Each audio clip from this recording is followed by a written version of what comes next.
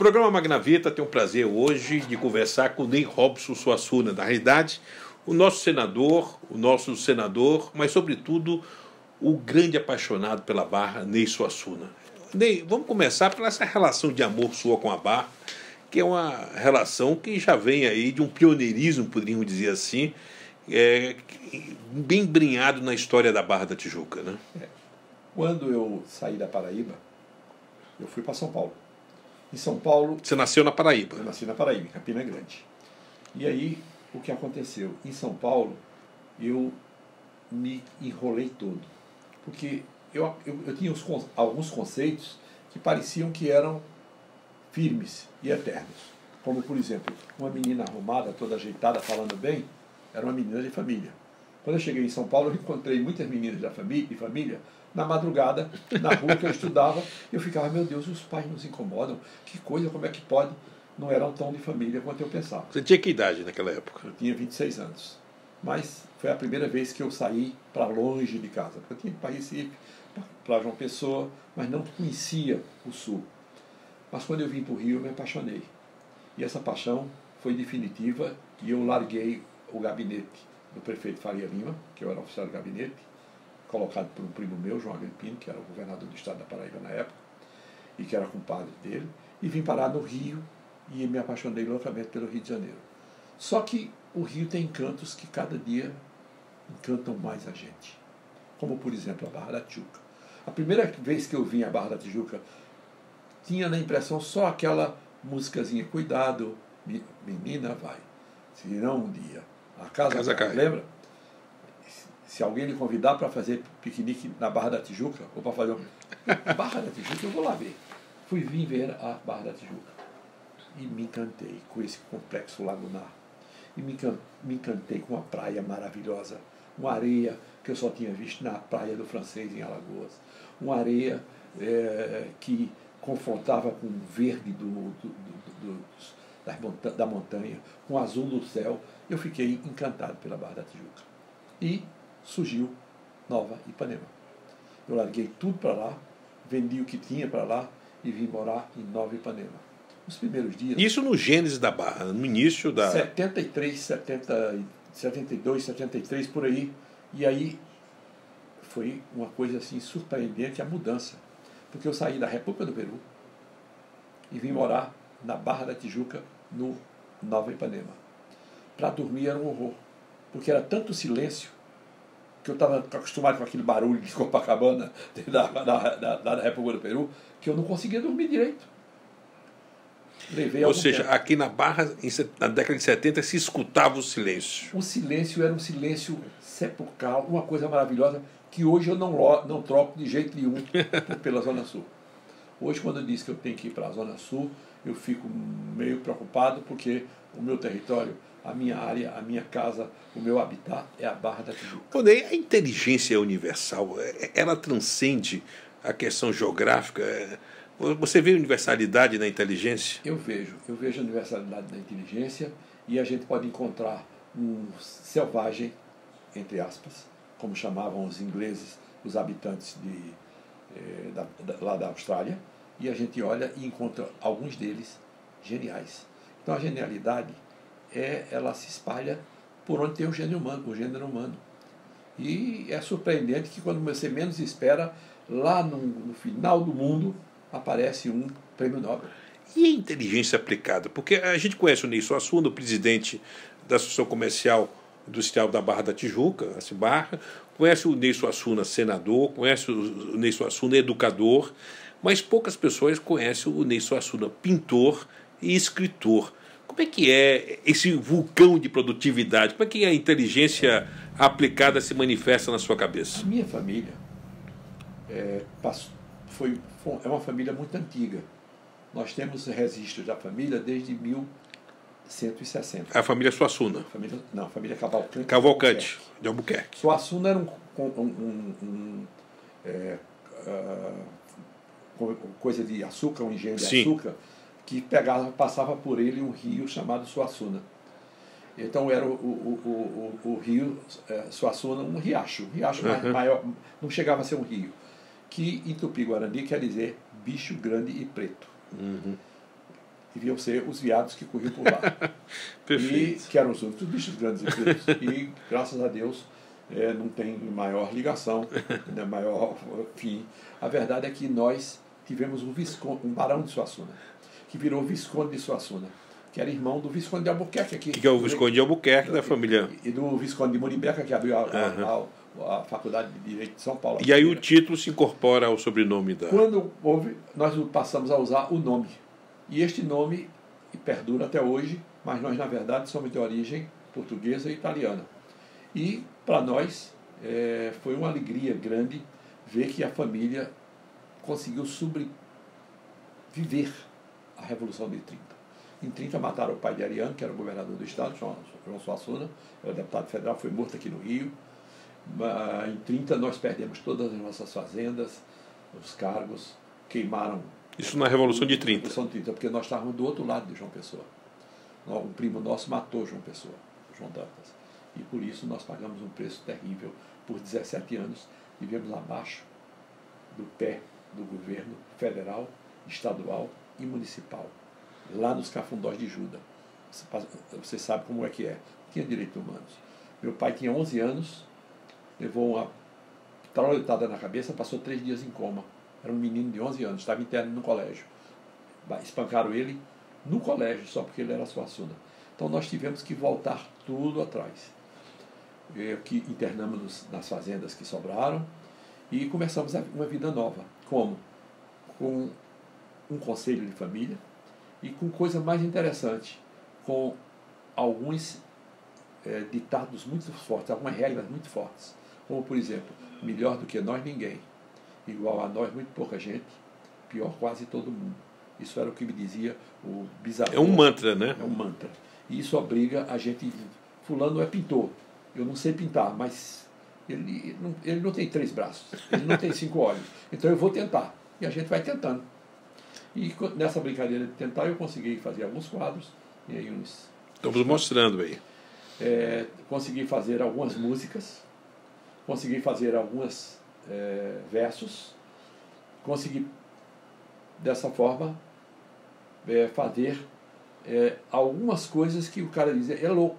Mas Salvador Dalí era louco. Van Gogh era Mas louco. a genialidade e loucura Então, tem um fio tênue, né? Vai fazendo. Sábado passado eu estava aqui, disse, nunca mais eu pintei. Peguei e fiz 2 quadros entre o sábado e o domingo. E me divirto com isso. E agora eu fico todo doutrinando o meu filho pequeno, de 7 anos. Então eu digo, meu filho... Aliás, você no segundo, agora nesse novo casamento, você tem um filho de 7 e está esperando Se Deus quiser mais um. Se Deus quiser mais um, porque a gente tem que... É uma missão dada por Deus, que espalhem-se. Mas não é esse o caso. Aqui um menino só, numa casa, fica muito solitário. Ele um dia desse falar comigo, papai, estou muito solitário. Só sou eu nessa casa. Só tem adulto para eu conversar. Ele, com 7 anos, veio falar isso comigo. Eu digo, mas você está infeliz? Ele, óbvio. O vocabulário de menino que convive com gente adulta.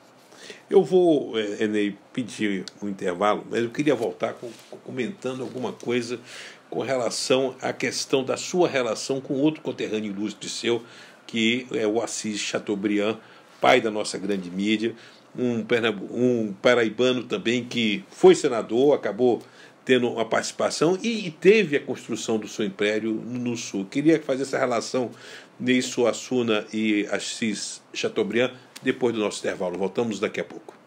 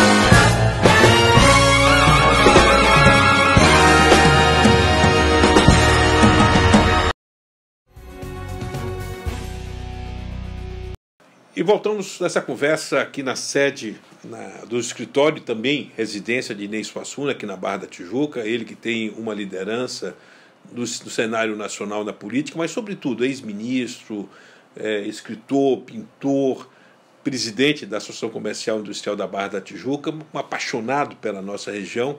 Mas eu pedi agora ao Ney para fazer uma relação sua com um ilustre conterrâneo que teve uma ascensão e uma projeção nacional muito grande, que foi o Assis Chateaubriand. Você, como sempre, brilhante, sempre dotado de uma inteligência e de uma bondade, porque me comparar a Assis Chateaubriand é comparar um gigante, Assis Chateaubriand, a um nanico, Ney Suassuna. Mas ele, como eu, somos pessoas do interior da Paraíba, e ele, como eu, tivemos que migrar. E migrar por quê? Para poder sobreviver. Eu fiz economia, administração, pedagogia, fiz 2 cursos de pós-graduação e precisava de emprego, e na Paraíba não tinha. Por isso que eu vim para o Sul. E aqui encontrei uma terra maravilhosa, que é o Rio de Janeiro, onde eu tive a oportunidade de comprar um colégio que estava fechando e consegui... Aliás, você começa, dentro desse colégio, você começa com um curso inédito na área de programação de informática. Você foi pioneiro nisso. E dentro do ângulo, depois você compra o colégio, depois você amplia. É verdade. Me conta esse gênio seu aí. Eu que você sabe da minha vida. Mas é verdade. Eu, quando saí de lá de São Paulo e vim para cá, eu fiz concurso para o Ministério do Planejamento. Era com Roberto Campos, um gênio. Eu aprendi muito com ele.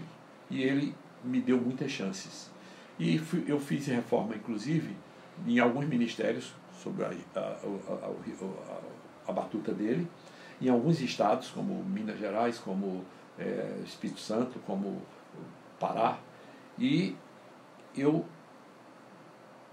chegou uma hora que eu parei para pensar. Eu sou uma pessoa, me desculpem, eu tenho ambição como uma coisa positiva. Então eu digo, gente, eu como funcionário público jamais vou ser uma pessoa rica. Então eu preciso arranjar alguma coisa que me dê condições de ter um patrimônio. Então eu pedi demissão do serviço público. E fui premiado pelo meu chefe, que disse, não, você vai fazer um curso nos Estados Unidos, e me mandou para a Universidade de Georgetown, onde eu descobri que existiam computadores que estavam começando a fazer tudo. E eu voltei e resolvi fazer um curso superior de computação. Misturei os currículos de engenharia com economia, com a administração que estava recém-implantada, e conseguimos criar uma empresa chamada CESAT, que outro dia desse eu encontrei o nosso governador aqui do Rio de Janeiro e disse, prazer. Ele disse, prazer o quê? Eu fui seu aluno lá na CESAT, eu me formei pela CESAT, eu fiquei todo orgulhoso. Então vejam, a CESAT criou um novo currículo, o que o MEC aprovou e criou oficialmente o currículo para o processamento de dados. Então foi assim que nós começamos e foi assim que nós nos expandimos. E aí veio uma coisa incrível, eu consegui comprar o Colégio Anglo-Americano. E esse Colégio Anglo-Americano, eu fiz uma conta. Quanto tempo se gasta para se ter dinheiro sendo dono de colégio? Leva 30 anos. Então eu digo, eu tenho que então que arrumar uma outra coisa para fazer esses 30 anos diminuírem. E surgiu, era o Brasil Grande. E o Brasil Grande abriu Tucuruí, Itaipu, inúmeras.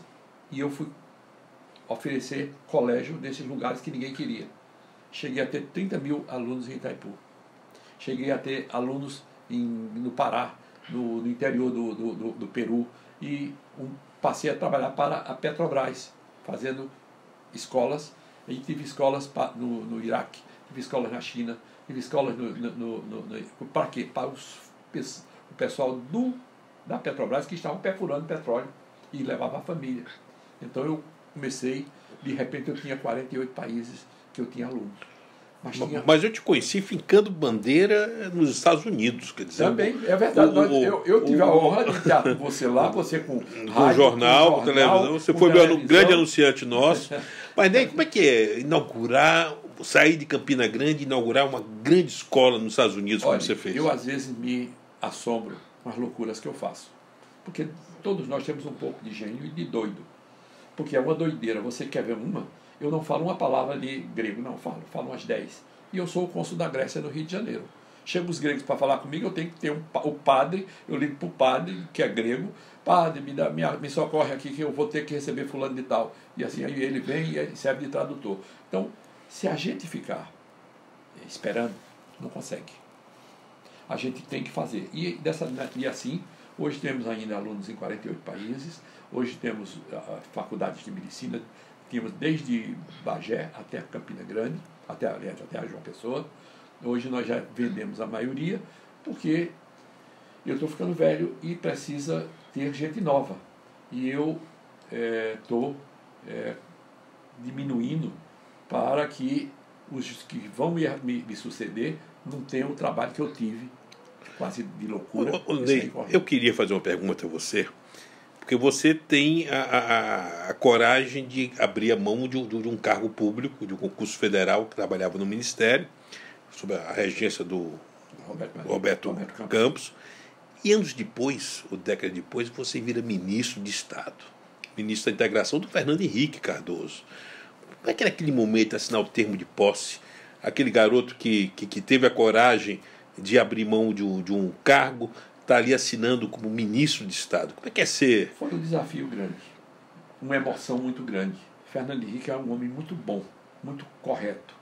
E eu consegui ser também presidente da Comissão de Economia e juntei todos os países árabes na época. Todos os países que não tinham comércio com o Brasil, eu fui visitar cada embaixador, convidei para almoçar no Senado, levei e fui abrindo espaço. E, inclusive, nós estávamos com um problema no caso da Líbia, que nós tínhamos sido expulsos da Líbia, porque tínhamos prendido aquele avião cheio de metralhadoras que ia passar para Nicarágua, lembra? E nós perdemos ali 2 bilhões de vendas, 2 bilhões de dólares de venda por ano. E eu fui ao presidente, presidente, nós não podemos continuar sem vender para a Líbia. E o presidente me disse, mas Itamaraty não quer que faça E terminei conseguindo. E virei amigo do Gaddafi. E Gaddafi, eu fui lá 3, 4 vezes, a convite dele. O filho dele veio, se hospedou na minha casa. Enfim, conseguimos restituir o comércio no Brasil. E abrir vários outros, como a Algéria, como vários. Foi uma coisa muito importante. Eu me senti útil ao Brasil. E tenho algumas frustrações, não tenha dúvida. Eu queria que aquele nosso navio porta-avião, que foi desativado, fosse uma feira marítima que se transportava pelo mar para cada porto do mundo, principalmente dos países africanos, dos países asiáticos. E, lamentavelmente, eu não consegui. Desmancharam o navio, levei o projeto para o Fernando, ele disse, a Marinha já decidiu o que vai fazer, vai desmanchar. Digo, mas, presidente, a gente podia levar uma casa montada com tudo, podíamos fazer tanta coisa, mas não consegui. Então, tenho algumas tristezas, sim, mas tem muitas alegrias. Se você pega hoje transgênico, se você pega hoje célula-tronco, se você pega hoje genéricos, tudo foi a minha insistência. Como é que é ser titular de um mandato? Porque você foi suplente, assume por 4 anos, concorre depois, por 6 anos, depois você concorre, o mandato pleno é eleito, e você consegue ter um mandato que transcende a questão regional. Como é que é ser um político que transcende o foco do paroquial? Não é que eu não estou repetindo o Bolsonaro, mas o Brasil acima de tudo. A gente tem que cuidar das coisas que o Brasil, que é um país encantador, não existe paraíso igual no mundo ao Brasil, mas que nesse momento está muito desorganizado, mas que nós, principalmente você ouvinte que está me vendo, nós temos uma obrigação com esse país. Esse país é um país que não tem... Olha como é que está a África, olha como está a Ásia, olha como que está lá os países árabes, guerra, sangue, todo dia. Nós não somos assim. Nós somos diferentes deles. Quando o espanhol chegou aqui, ele chegou sob 3 bandeiras, Deus, ouro e glória. Nós só chegamos com 2, Deus e ouro. Nós negociamos, nós somos mais pacatos, nós não temos essa mania de glória, de queima os navios, morte ou glória. Não, nós somos um povo pacato. Estamos mal colocados. Houve uma divergência grande entre várias áreas, mas nós temos a obrigação de baixar este fogo e aconselhar todos para que unam-se.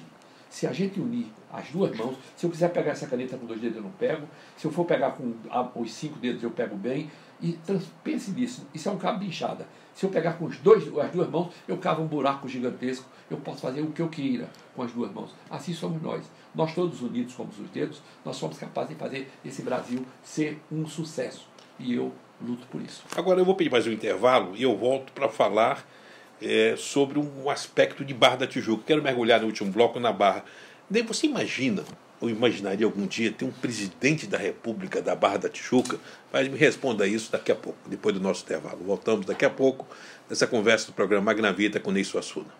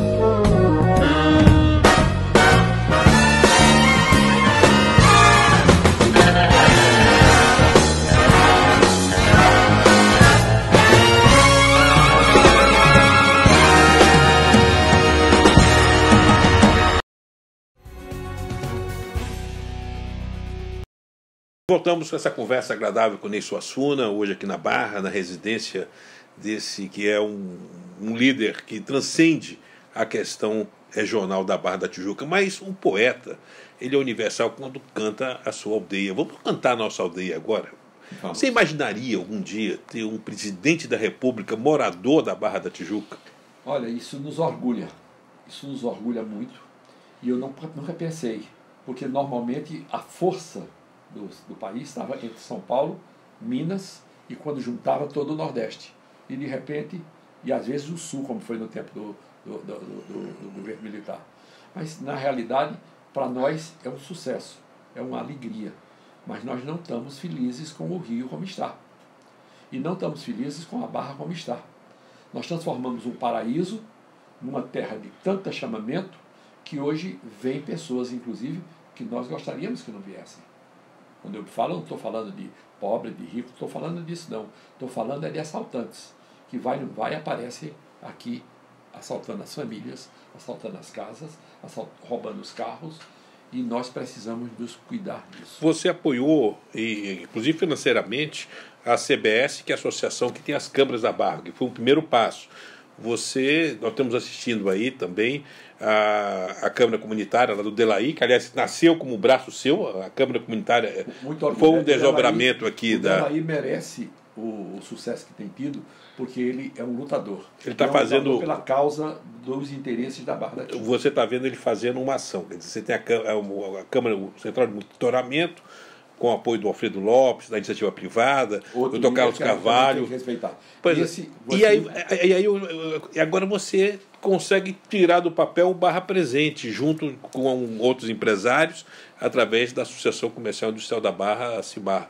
Me fala dessa cobrança que vira realidade de uma promessa do governador Luiz Witzel. Veja, a Barra da Tijuca, graças a Deus, é um tecido organizado, tecido social organizado, por pessoas de muita visão, como é o caso do Carlos Carvalho, que tem sido o nosso guia. Aliás, Carlos Carvalho, eu digo que ele está para a Barra como o JK está para Brasília. É verdade. O Pérez, que é uma pessoa genial e incrível. José Isaac Pérez, da Multiplan. José Isaac Pérez, da Multiplan. E por outras pessoas, como você acabou de dizer, Delaí, o Alfredo Lopes. O Alfredo Lopes. São muitos. São os líderes. Nós temos hoje... O Kleber Machado de memória. Kleber, grande figura. E cada um cuidou de um pedaço. E esses pedaços são unidos. Nós não temos por que ser divididos. Nós temos que ter a inteligência de juntar, de unir. E nós tivemos. A agenda comum da segurança agora. Porque né? É uma coisa incrível. Num qualquer tecido social, daqui a pouco o estômago começa querendo mandar mais do que o coração. Aí o cara começa a engordar porque só come. Ou, de repente, o coração fica demasiadamente forte e o cara se apaixona por tudo quanto é mulher, termina estragando a família toda. E vai por aí afora, não é verdade? Então, tem sempre alguém criando uma futrica, uma intriga. Nós não nos deixamos. Eu, por exemplo, do meu lado, eu nunca deixei que isso perdurasse. Nós todos temos o direito de lutar pela Barra da Tijuca e, de preferência, unidos, fortes. E não é só com a Barra, com Jacarepaguá, com o Recreio. Nós somos uma grande baixada e temos que estar unidos, porque unidos nós vamos conseguir fazer esse conjunto lagunar uma maravilha, como fez lá no México. Nós vamos conseguir fazer a Barra da Tijuca ser o paraíso para os nossos filhos e para os nossos netos. Então é isso que Mas me mergulha um pouco só para compartilhar, nós vamos depois desdobrar essa questão do Barra Presente. O Barra Presente é um sonho antigo nosso, de todos nós. Tanto começamos com a gravação, hoje nós prestamos um serviço grande, começamos com cada associação procurando no seu território, e agora surgiu uma oportunidade ímpar. A polícia se propõe de pegar pessoas que já saíram, mas que estão em plena rigidez, ou militares de outras áreas, ou policiais que têm folga para poder trabalhar em algumas horas, alguns dias. Vai multiplicar o efetivo. E vamos juntando um efetivo que era para estar em 60 mil pessoas e que só está em 49. Nós temos uma profissão que é uma profissão terrível ser policial. Porque o cidadão sai de casa com Harris 38, quando muito uma pistola, para enfrentar bandidos que usam fuzis. E não sabe se volta para casa. Com 25 anos de trabalho, essas pessoas têm que se aposentar porque estão com os nervos em frangalhos. E nós temos que apoiar porque são eles que seguram essa barreira, essa mancha criminal que vem contra nós a todo momento. Então, nós conseguimos um governador que, através do seu secretário de governo, o Gutenberg, nos acionou e permitiu que nós tivéssemos essa união. A primeira chamada que nós tivemos, apareceu quem? José Isaac Pérez, que disse: eu dou 50 motocicletas, dou 3 carros para esse projeto, dou uma van e ajudo nisso e naquilo. Aí em seguida vem Carlos Carvalho, em seguida vem todo, mas não é só essas pessoas, não é só chamar os capitães. Nós precisamos de você que está nos ouvindo. Nós precisamos que, se você só pode dar R$10, dê os R$10. Se você pode dar 100, dê os 100. E você, do botequim, é tão importante quanto o dono do shopping. O importante é que todos nós estejamos, como eu disse, com as duas mãos juntas, fortes, unidas, lutando contra essa degradação que nós estamos vivendo hoje do crime que está tão forte. E essa tecido empresarial é representada pela CIR Barra, que você preside. Me fala um pouco da associação para a gente poder encerrar a nossa entrevista, mergulhando um pouco dessa liderança que você tem aqui. A associação tem essa obrigação de lutar. Aqui ninguém faz política. Eu, por exemplo, faço um pouco de política na Paraíba. Aqui não. E quem se mete em política na Cibarra está desligado. Porque nós temos que lutar por todos e não podemos ter uma parcela. Agora, nós não podemos lutar só pela Cibarra. Nós temos que estar unidos com a CIR, que é a do Recreio, e nós temos que estar unidos com o Jacarepaguá, com a CIJA. A CIJA já vai começar. Eu acabei de convocar o presidente, convocar na amizade. Ele vai vir para a gente fazer porque a baixada chamamento, né? Um chamamento.